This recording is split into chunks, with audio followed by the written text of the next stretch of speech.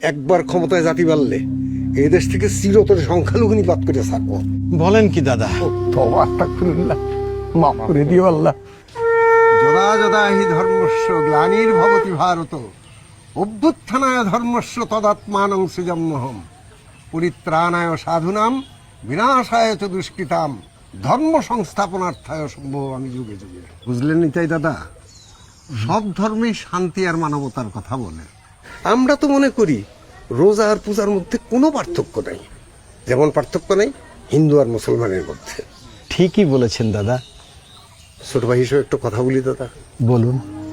এর আগে যাদেরই আপনারা ভোট দিচ্ছেন তারাই ক্ষমতায় যেয়ে আপনাদের উপর অত্যাচার করছে। এবার আমাদের একটা সুযোগ দেন দাদা, কথা দিচ্ছি দাদা, একবার ক্ষমতায় জাতি বাড়লে এই দেশ থেকে চিরতরে সংখ্যালঘু নিপাত করে থাকবো। বলেন কি দাদা? সরি, সংখ্যালঘু নির্যাতন নিপাত করে থাকবো।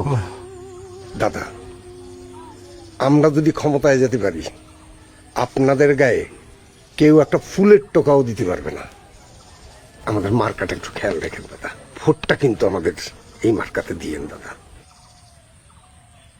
আগে ভোট আসুক, তারপরে না হয় দেখা যাবে। আরে ভোট তো দেখতে দেখতে চলে আসবে দাদা।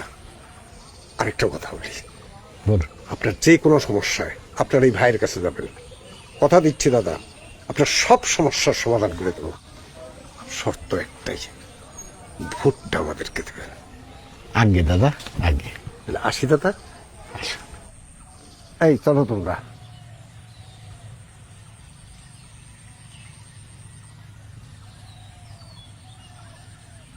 তওবা আস্তাগফিরুল্লাহ, মাফ করে দিও আল্লাহ।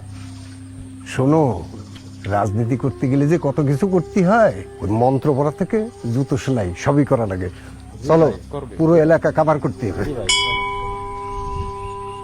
আমরা সংখ্যালঘু হতে পারি, কিন্তু বিবেক বিবেচনায় আমরা পিছিয়ে নেই।